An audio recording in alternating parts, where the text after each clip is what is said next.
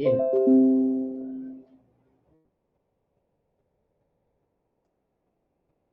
Entonces, la clase del día de hoy va a ser trastornos del ritmo cardíaco, es decir, arritmias, y lo vamos a ver en dos clases porque el tema es un poquito prolongado y vamos a tratar de dárselo lo más digerible que se pueda a este tema. Vamos a clasificar las arritmias en dos grandes grupos. Primero, por el sitio anatómico donde se están generando, y después hablaremos sobre arritmias en relación a su tiempo de presentación. Comenzaremos con las arritmias en relación a el sitio anatómico. Y este puede ser a nivel del nodo sinusal, a nivel del tejido auricular o a nivel ventricular. Dentro de las arritmias que ocurren a nivel del nodo sinusal tenemos la bradicardia sinusal, la taquicardia sinusal, la arritmia sinusal, el síndrome del seno enfermo, el paro sinusal y el bloqueo auricular. Vamos a ir hablando cada una de estas. La bradicardia sinusal ya la habíamos platicado en clases previas, en la cual tiene que tener las características de un ritmo sinusal habitual, es decir, tener su onda P, su PR constante, su QRS posterior a su intervalo PR. Tenemos que tener que la polaridad de positividad de la onda P tiene que ser en D1 y en ABL, y en cara inferior en D2, D3 y en ABF. Y que la frecuencia habitual tiene que estar entre 60 y 100. Entonces, en este contexto en el cual tenemos todas las características a excepción de la frecuencia cardíaca, que está por debajo de 60, en este caso que estamos viendo en la pantalla, estaríamos hablando de una bradicardia sinusal. Nada más frecuencias menos de 60. Como aquí en este ritmo más o menos tiene una frecuencia como de 38. Recuerden la fórmula para calcular, número de cuadros pequeños, entre RR, entre 1500, o de cuadros grandes, entre 300, nos va a dar la frecuencia cardíaca. Lo contrario a la bradicardia sinusal, pues la taquicardia sinusal. Y aquí es todas las características del ritmo sinusal, solo que con frecuencias por arriba de 100 latidos por minuto. La arritmia sinusal, que habíamos platicado que es una arritmia respirofásica, quiere decir que va en relación a la respiración con ciclos o intervalos RR más cortos, como vemos aquí, y después intervalos RR más largos en relación a la inspiración y a la expiración. Inspiración y expiración. Es algo cíclico, que esto lo vemos muy frecuentemente en niños y a veces en adolescentes también. Y es una variante normal del ritmo, arritmia sinusal. Tenemos el síndrome del seno enfermo. El síndrome del seno enfermo, también conocido como el síndrome de taquicardia bradicardia o taquibradi, la característica es que tendremos justamente eso, episodios de taquicardia, episodios de bradicardia, aquí es bradicardia sinusal, podemos tener taquicardia sinusal, aquí sería una taquicardia supraventricular, y tendríamos también pausas sinusales. ¿Qué nos quiere decir esto? Que el nodo sinusal no está logrando mantener un ritmo constante y de repente da bradicardias, de repente da pausas, de repente da taquicardias, y esto nos habla de un seno sinusal enfermo, y que por lo general en estos contextos los pacientes van a requerir un marcapasos. También tenemos el paro sinusal o la pausa sinusal, que este ocurre cuando nuestro nodo sinoauricular deja de estimular y por la ausencia de la supresión de sobreestímulo, el foco de automoticidad con la frecuencia más rápida va a entrar a suplirlo y a convertirse en el marcapasos activo. ¿Qué quiere decir esto? Que veamos en la imagen. Tenemos una onda P con su QRS, después una onda P con su QRS, y después fíjense cómo no hay nada, ni hay ni P ni nada, es una pausa, y después otra vez entra la onda P, el QRS y otra vez. Estas pausas sinusales hay que tener cuidado porque cuando estas son por arriba de 2.5 segundos, es cuando nosotros, el paciente muy probablemente va a tener un síncope, se va a desmayar de origen cardiológico por las pausas sinusales. Aquí tenemos otro ejemplo. Vean cómo tenemos nuestro P, nuestro QRS, nuestra onda T, después otra P, QRS, onda T, y después tenemos una pausa sinusal. Vean cómo no hay una onda P, no hay QRS, y después otra vez entra a la frecuencia P, QRS, con su ritmo otra vez de base del paciente, y cuando estas pausas son por arriba de 2.5 segundos en pacientes en ritmo sinusal, nos consideramos que son pausas significativas y que probablemente va a requerir un marcapasos para evitar que esto se transfiera en un síncope de nuestro paciente. Paro sinusal o pausa sinusal es lo mismo. Tenemos el bloqueo sinauricular, y el bloqueo sinauricular lo que nos habla es que hay un estímulo a nivel del nodo sinusal, pero ese estímulo del nodo sinusal no llega a difundirse a la aurícula y por ende no va a generar una onda P. El bloqueo sinauricular, el de primer grado, solo lo podemos diagnosticar mediante un estudio electrofisiológico, que si recuerdan, el estudio electrofisiológico se me introducen unos catéteres, que son unos electrodos, y sensan directamente el nodo sinusal, el nodo auriculoventricular, el tejido auricular y el tejido ventricular. Y de ahí, de esa manera, sí podemos determinar un bloqueo sinauricular de primer grado. De otra manera, no lo podemos evaluar mediante un electrocardiograma de superficie. Los bloqueos sinoauriculares de segundo grado, esos sí los podemos identificar en el electrocardiograma de superficie.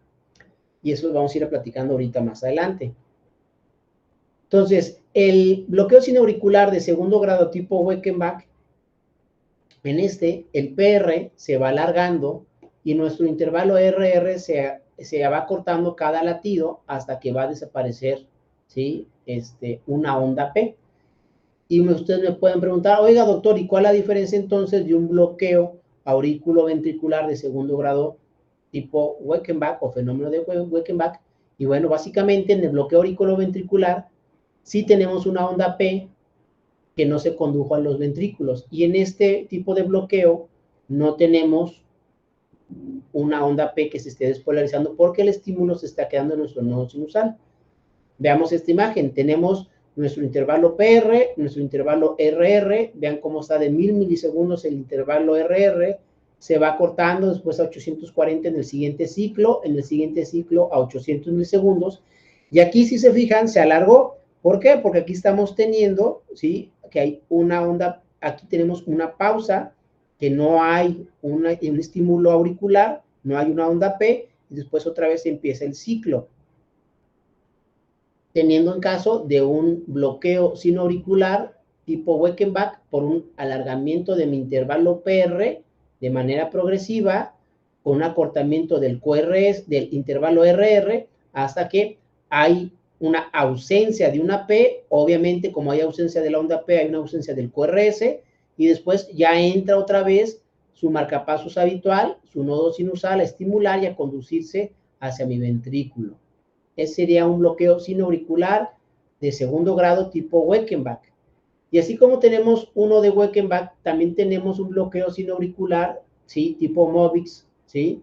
En el cual aquí tenemos el PR constante hasta que de repente hay una pausa, y la característica aquí será que no tenemos una onda P, a diferencia del bloqueo auriculoventricular de segundo grado, Mobix 2, en el cual sí vamos a tener una P que no va a conducirse hacia sus ventrículos, y aquí en este contexto no tendremos onda P.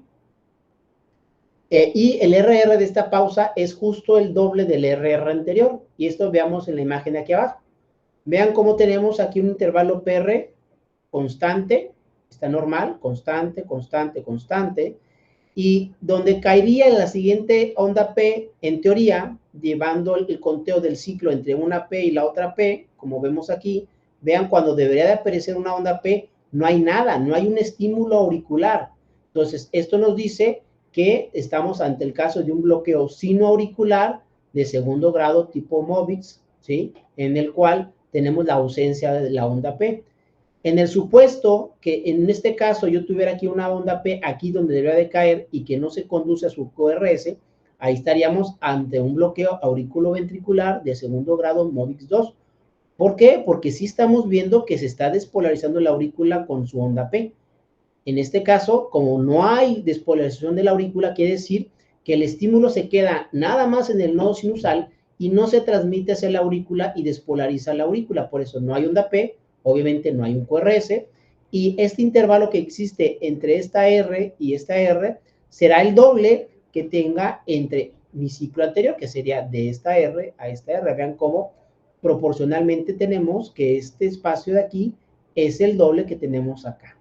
Concluyendo con un bloqueo sinoauricular de segundo grado tipo Mobix por un intervalo PR constante y que de repente donde tendría que haber una P, no hay nada, no hay QRS y que mi pausa que tenemos aquí, mi intervalo RR, es el doble del intervalo RR previo que estamos viendo en el ciclo anterior. Bien, esas son las arritmias que nos están afectando principalmente a nuestro nodo sinusal. Cuando bajamos en nuestro árbol del sistema de la conducción, después llegamos a las aurículas. Entonces, las arritmias que se generan a nivel auricular, que también le llamamos arritmias supraventriculares, tendremos la fibrilación auricular, el flúter auricular, la taquicardia auricular paroxística y la taquicardia auricular multifocal. Y iremos platicando de estas. Primero que nada, quiero que tengamos en mente esto, lo que es una extrasístole auricular. Una extrasístole auricular es un latido auricular ectópico que va a aparecer antes del siguiente latido que se esperaría. Y que aparece, que aparece un latido ectópico en un ritmo que por otro lado es normal, o sea, todo es normal, solo que estamos viendo un latido adelantado en el tiempo. La frecuencia cardíaca por lo general será normal, el ritmo será regular a excepción del momento en el que aparece esa extrasístole auricular. Las ondas P serán normales a excepción de la que va antes de la extrasístole auricular. El PR a su vez será normal, solo cambiará en el momento de la extrasístole y el complejo QRS será normal. ¿Por qué se generan las extrasístoles auriculares? Principalmente va en relación a alteraciones emocionales, el uso de estimulantes como tabaco, té, cafeína, problemas como hipoxia, embolismo pulmonar, toxicidad por digitálicos. Y el tratamiento por lo general de las extrasístoles auriculares, por lo general no se requiere, principalmente se quita el factor causante, por ejemplo, el exceso de alcohol, el exceso de cafeína, de té, de drogas. Si estamos con digitálicos se reduce o se quita el tratamiento y solo en los casos en los que ya nosotros identificamos que hay una lesión auricular, es decir, se le hace un ultrasonido o en nuestro electrocardiograma estamos viendo datos de crecimiento auricular, bueno, en ese contexto sí se podrá manejar un tratamiento farmacológico como los betabloqueantes.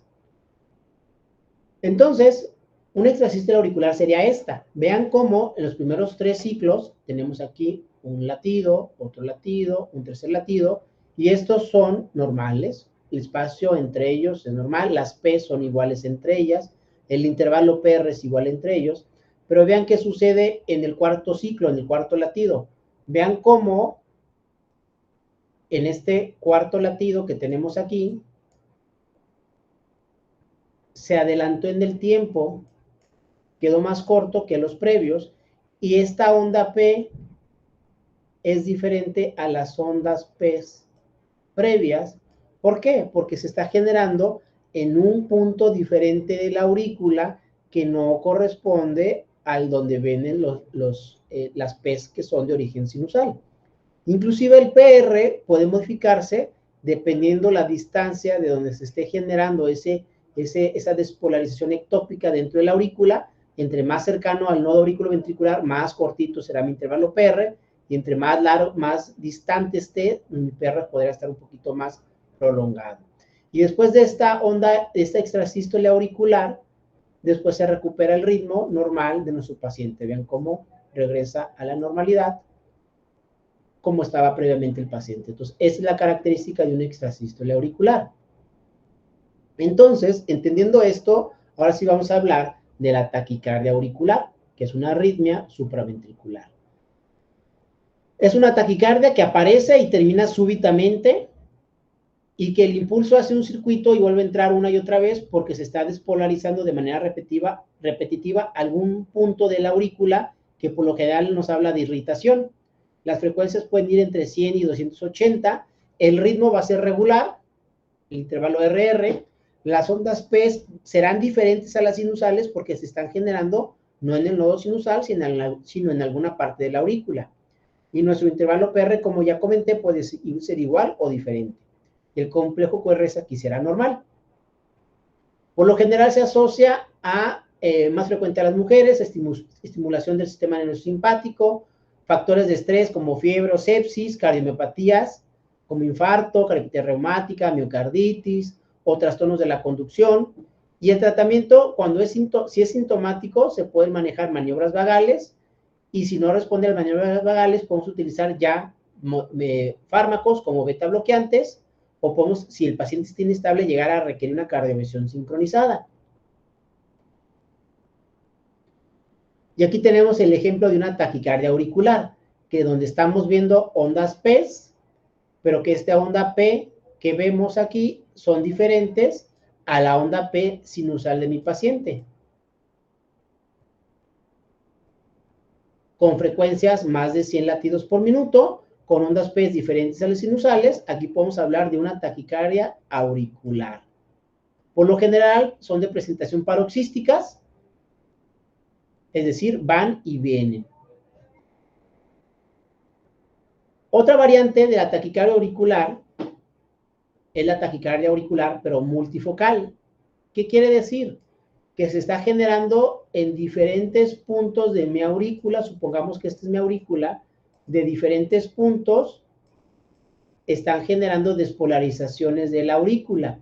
Entonces, nosotros lo que vamos a ver, pues vamos a ver ondas P diferentes, porque la que se genera aquí va a generar un vector diferente a la de arriba, a la de acá, a la del medio.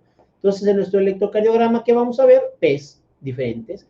Y para hacer el diagnóstico de una taquicardia auricular multifocal necesitamos la presencia de por lo menos 3 ondas P diferentes. Si vemos aquí nuestro trazo, vean cómo aquí tenemos una onda P, esta onda P ya está más alta, esta está mucho más alta. Entonces, ya aquí con estas P diferentes, nosotros ponemos el diagnóstico con frecuencias prácticamente arriba de 100, como vemos aquí, estaríamos haciendo el diagnóstico de una taquicardia auricular multifocal. Por lo general, también veremos ritmos irregulares. ¿Por qué el ritmo irregular, el intervalo RR irregular? Porque por lo mismo que se están generando desde ubicaciones diferentes,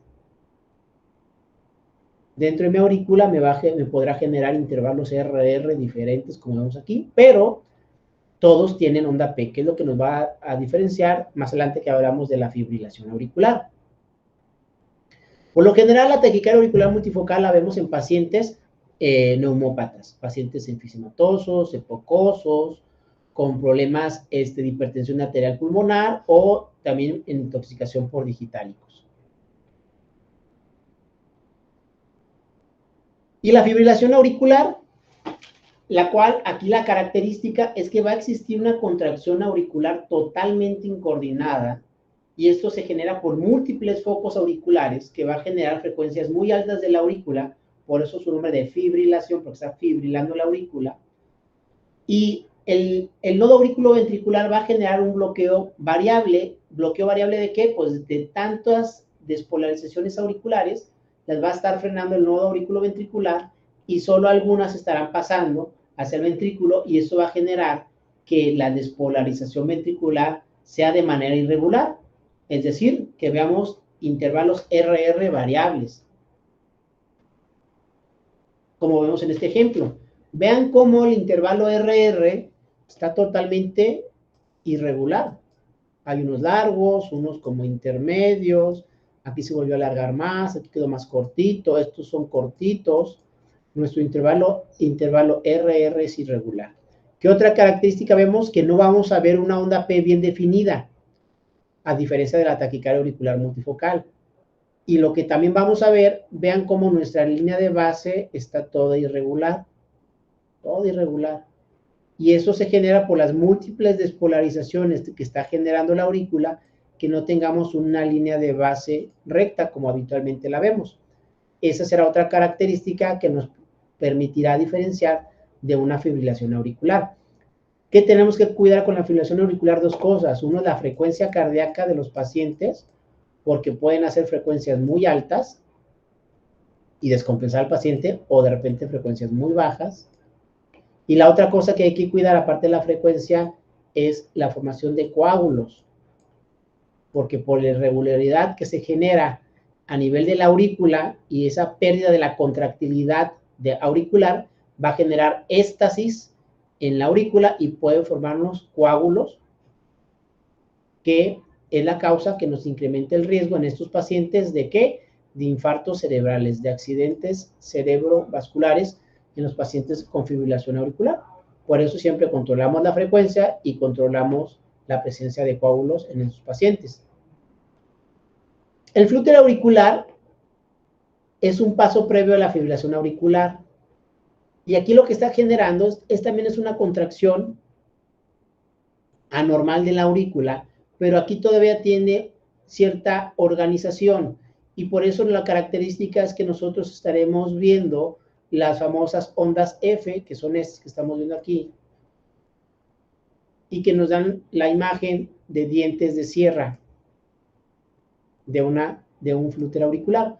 Este flúter auricular también lo podemos clasificar dependiendo del número de ondas que veamos. Por ejemplo, en este caso sería un 3, 1, 2, 3 a 1, 3 a 1, porque estoy necesitando 3 estímulos auriculares por un ventricular. 3 a 1. Flúter auricular 3 a 1, podemos encontrarlo 2 a 1, podemos encontrarlo 4 a 1, 5 a 1, puede variar. O inclusive podemos encontrar que sea de conducción variable, quiere decir que de repente tengamos 3 a 1, 1 a 1, 2 a 1, y eso va a generar más inestabilidad en nuestro paciente. Por lo general, el flúter auricular es un paso previo a la fibrilación. Si esto no se detecta, y muchas veces evoluciona a una fibrilación auricular. ¿Qué hacemos con este tipo de pacientes? Por lo general es controlar la frecuencia cardíaca, ¿sí? Y si el paciente está inestable, vamos a hacer una cardioversión sincronizada. Bien, entonces ya hablamos de las arritmias del nodo sinusal, ya hablamos de las arritmias auriculares, y ahora vamos a hablar de las arritmias auriculoventriculares. Y aquí las vamos a clasificar en 3. Vamos a hablar de los ritmos de la unión, taquicardia de la unión y un ritmo acelerado de la unión. Hablaremos del ritmo de la unión auriculoventricular, o también conocido como ritmo nodal. Aquí, por lo general, el ritmo será regular, la frecuencia será de 50 por minuto. Como aquí ya el nodo sinusal ya no está funcionando, aquí la batuta la está tomando el nodo auriculoventricular y va a disparar a la frecuencia a la que él puede, que es entre 40 y 50. Por lo general, la onda P no la vemos, y nuestro QRS será por lo general estrecho, como vemos en esta imagen. No tenemos ondas P, es regular el intervalo RR, y nuestro QRS todavía se ve estrechito. Cuando este ritmo tiene frecuencias más altas, genera un ritmo acelerado de la unión, en el cual la frecuencia será normal, entre 65 y 100, y aquí por lo general no vemos ondas P, y si las llegamos a ver, estarán negativas en cara inferior. ¿Por qué las vemos negativas en cara inferior? Porque la despolarización se está generando de abajo de la aurícula, es decir, del nodo auriculoventricular, hacia arriba, hacia la aurícula. Y eso nos generaría que nosotros veamos ondas P negativas en cara inferior, porque se están alejando de la cara inferior lo que está viendo cuando las vemos. O puede ser que no las veamos, como en este caso, en el cual vemos un QRS estrecho, vemos que tenemos ausencia de ondas P con un ritmo regular, con frecuencias por de arriba de 50. Entonces, a esto yo le voy a llamar un ritmo acelerado de la unión.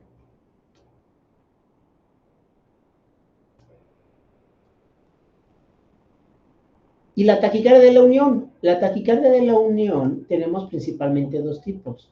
Las taquicardias por reentrada en el nodo auriculoventricular, es decir, las que se generan un bucle en el nodo auriculoventricular, en el cual entra el estímulo, pero por alguna razón se regresa y hace un bucle repetitivo a este nivel y está disparando continuamente sin necesitar el estímulo auricular, ya que aquí mismo se está reciclando, y está estimulando hacia el ventrículo y en algunas veces hacia la aurícula de manera retrógrada. Y la otro tipo que tenemos son las reentradas por una vía accesoria. Recuerden que en esta base del corazón tenemos como una separación fibrosa entre las aurículas y los ventrículos. Y lo habitual es que tenemos solo una compuerta a nivel del nodo auriculoventricular que permite la entrada del estímulo hacia los ventrículos. Hay gentes que por una anomalía congénita tienen otra entrada y esto puede generar un bucle grande que baje por el nodo auriculoventricular y suba por la vía accesoria, o al revés, que baje por la vía accesoria y que suba por el nodo auriculoventricular. Esta será una vía por vía accesoria y esta es una reentrada nodal. Entonces, en la taquicardia por reentrada nodal, esta por lo general su presentación es paroxística y los complejos QRS serán de origen supraventricular, es decir, con intervalos RR regulares, por lo general serán estrechos. Las frecuencias pueden variar de 125 hasta 220 latidos por minuto y puede ser que no veamos P o que veamos P's negativas, como ya comentamos, en cara inferior, y se pueden ver inclusive ondas P's después del QRS, porque acuérdense que se está estimulando el ventrículo y de manera retrógrada se va hacia las aurículas, y podamos ver unas ondas P's después del QRS que se pueden llegar a confundir en la cara inferior como si fuera una onda S, o en B1 como si fuera una pseudo onda R, pero realmente se trata de una onda P que está retrógrada. Y aquí tenemos un ejemplo, vean en la imagen de arriba, es una taquicardia supraventricular por reentrada nodal, porque estamos viendo un QRS estrecho, estamos viendo que no hay una onda P en este trazo, entonces esto nos habla de que es una taquicardia por reentrada nodal. Puede ser que no veamos la onda P como vemos acá arriba, o que veamos las P retrógradas como se ve acá. Aquí tenemos un QRS estrecho, esta es realmente la onda T, aquí estamos viendo una onda P de manera retrógrada, que está despolarizándose después de mi ventrículo, porque fue de manera retrógradamente desde el nodo auriculoventricular hacia la aurícula, y por eso la vemos después del QRS y no antes como debería de ser. Cualquiera de las dos presentaciones sería una taquicardia supraventricular por entrada nodal. Y ya dijimos que la presentación habitual es paroxística.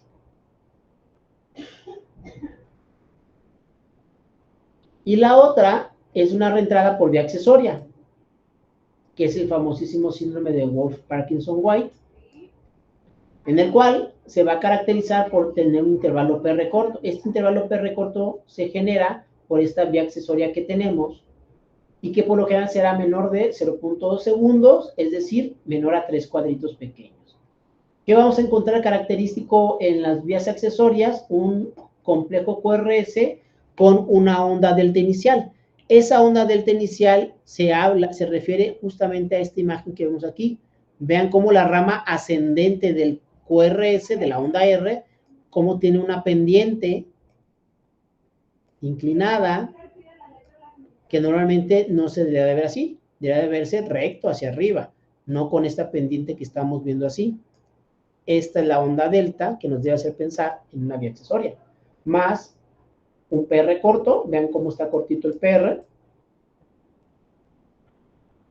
Y también podemos encontrar cambios en la repolarización, es decir, en la onda T, por lo general ondas T invertidas, inclusive infradesnivel del ST, como lo podemos ver aquí en D1 y en ABL, el ST invertido con ondas T invertidas, ¿sí? Y también se puede ver acá en D2 y en ABF. Estas son las características de una taquicardia por una vía accesoria. Una taquicardia supraventricular por una vía accesoria.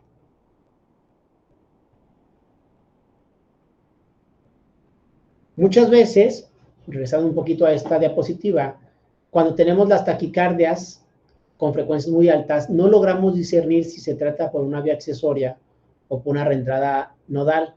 Y ya cuando se le da el manejo para el control de la frecuencia cardíaca y que baja esa frecuencia, logramos observar ya nuestras ondas delta, el PR corto y ya nos puede orientar a si es un problema de una vía accesoria o si nada más se trata de una reentrada nodal. ¿Qué es lo más frecuente? La entrada nodal. La entrada nodal es en una incidencia muy alta, por lo general arriba del 80-90% de los casos, siendo menos frecuente la vía accesoria. Bien. Y por último, entonces ya recorrimos el nodo sinusal, el tejido auricular, el nodo auriculoventricular, y ahora vamos a hablar del tejido ventricular. Bien.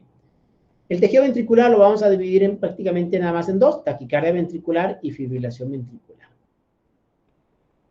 La taquicardia ventricular es una tasa de pulsos de una frecuencia cardíaca por arriba de 100 latidos por minuto, y que tienen que ser por lo menos 3 latidos ventriculares consecutivos para poderla definir como una taquicardia ventricular. Por lo menos 3 latidos ventriculares consecutivos ya podemos llamar una taquicardia ventricular.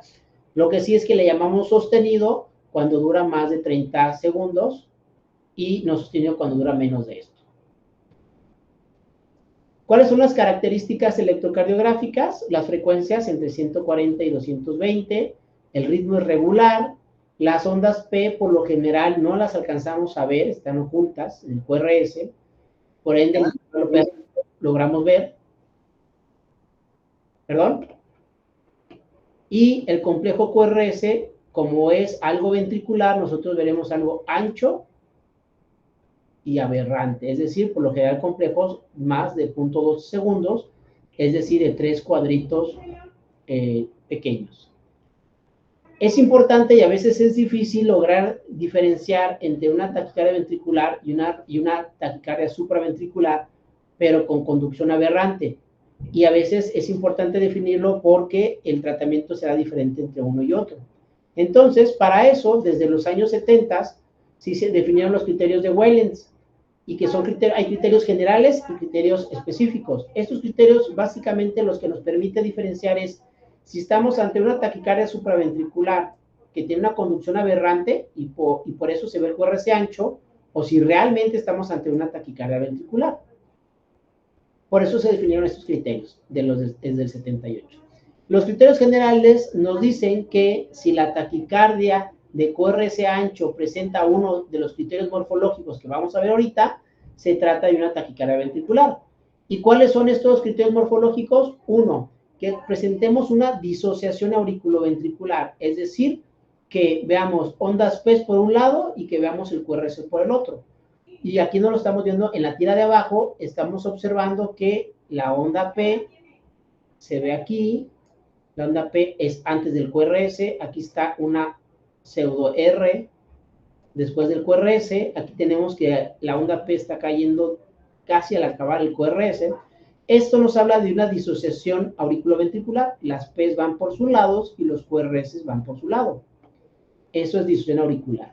Que tengamos latidos de fusión o de captura. Esto quiere decir que haya una mezcla entre latido ventricular y un latido sinusal.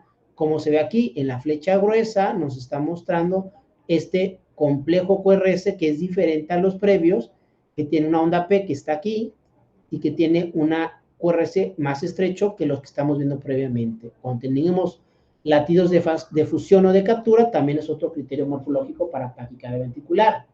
O que tengamos la presencia de un patrón concordante con complejos QRS, ya sean todos positivos o todos negativos en las derivaciones precordiales, es decir, en el plano horizontal de B1 a B6, como vemos aquí.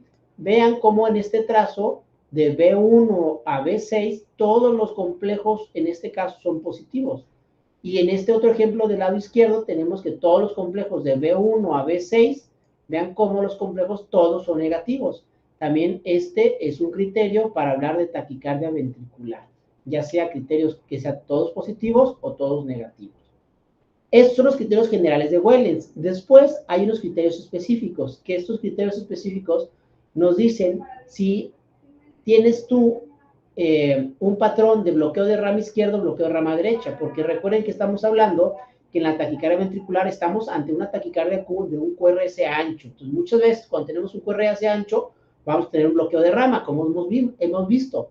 ya sea un bloqueo de rama derecha o un bloqueo de rama izquierda. Entonces, hay criterios para, si tú estás en un paciente que tienes un patrón con bloqueo de rama izquierda, ciertas características que tienes que ver, y básicamente se resume en evaluar B1 y evaluar B6.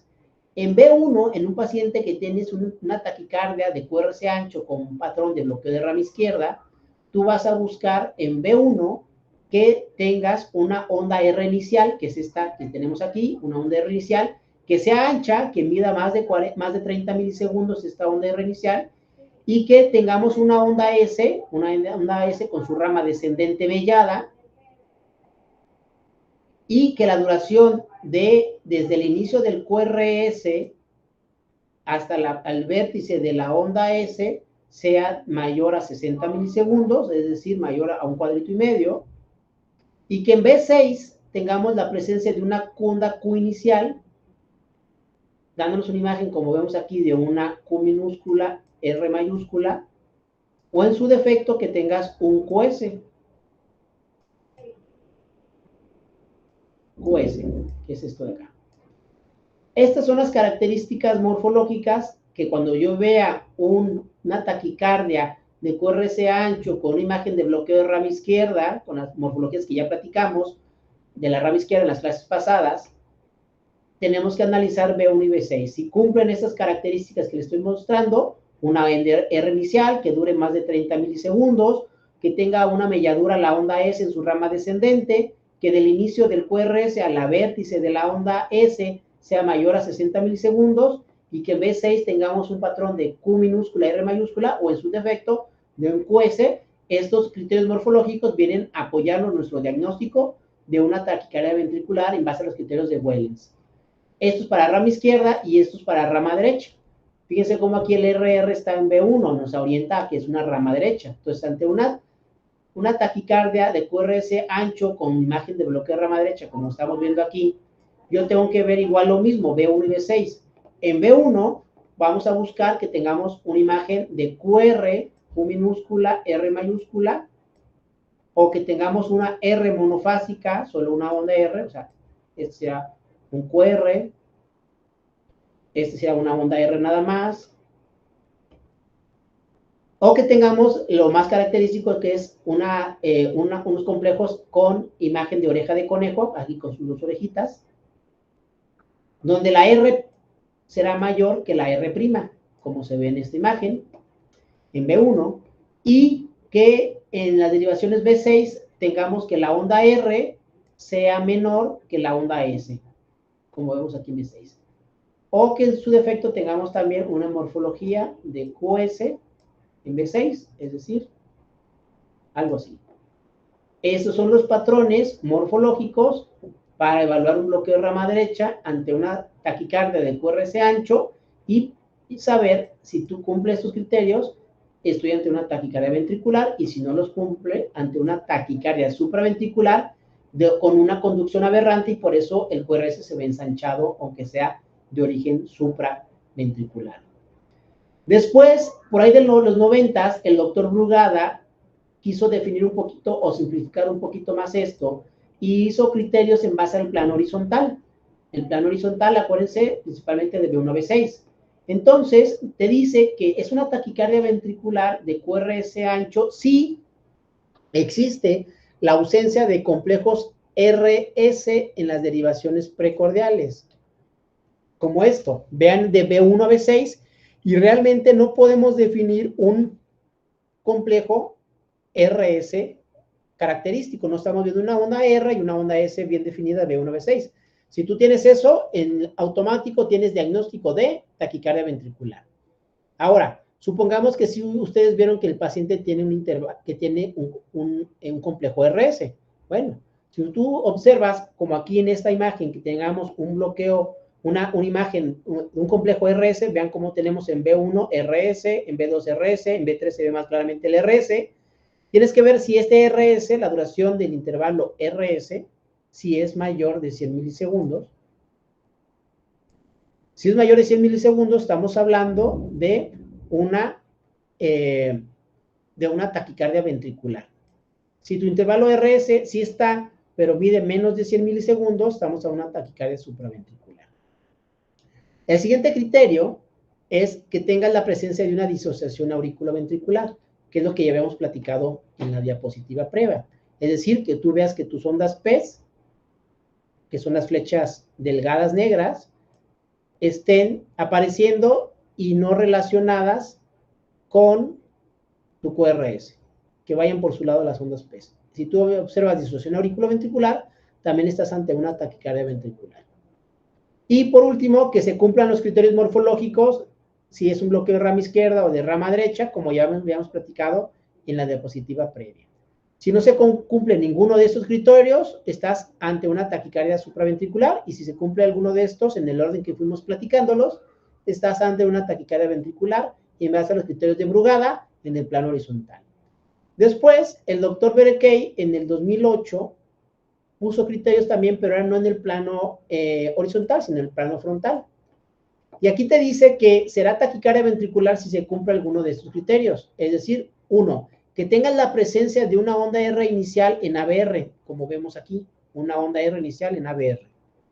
Que tengas un ancho de la onda R inicial, o si no tienes R, de la onda Q, que sea, como vemos aquí, una onda R inicial ancha o una onda Q ancha, mayor a 40 milisegundos, es decir, mayor a un cuadrito pequeño.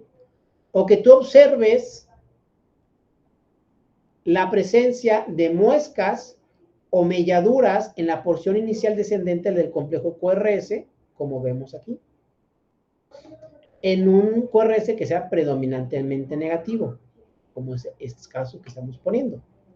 O que la relación entre el tiempo de duración de la porción inicial de tu QS sea mayor que la porción final o ascendente de tu QS. Como se ve en esta imagen, la rama descendente está más prolongada, o sea, en duración tiene más, y la rama ascendente tiene una duración mucho más corta. Cuando esta relación entre el tiempo que tiene de descender a ascender es menor a 1, nos está hablando también de un criterio para taquicardia ventricular. Estos son los criterios de Berekei en el plano frontal para diagnosticar taquicardia ventricular en las derivaciones del plano frontal. Y la fibrilación ventricular, esta es la arritmia más grave, ya que aquí tendremos varios impulsos que se van a originar al mismo tiempo en diferentes lugares y que todos estos van a estar estimulando el corazón para latir.